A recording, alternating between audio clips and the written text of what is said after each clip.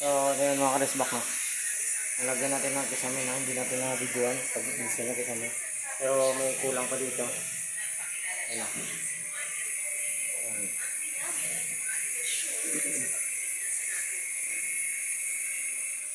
Kulang pa tayo dito.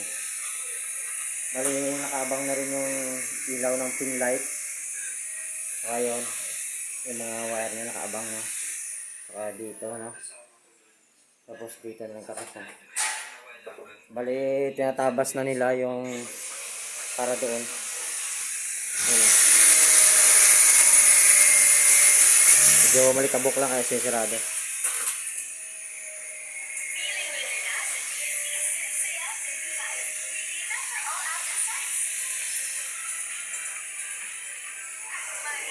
So, ang trabaho natin dito mga karesbak, magkasami lang, no?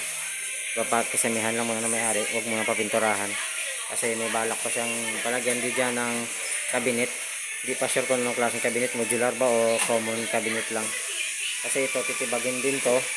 Gagawin din tong ano, 120 by 60 na, no, na tiles o 60 by 120 na tiles yung gagamitin. Mula dyan hanggang doon, titibagin hanggang dito. Tapos yung rep na to, dito na ilalagay, magiging open na yan dyan. Tapos yung lababo, dyan, mula dyan sa lababo na yan, pupunta na yan dito. Kasi magkakaroon ng top counter dito yan eh. Tapos ilaw. So yun mga karesbak, no? Update ko kayo. Abangan nyo mga karesbak.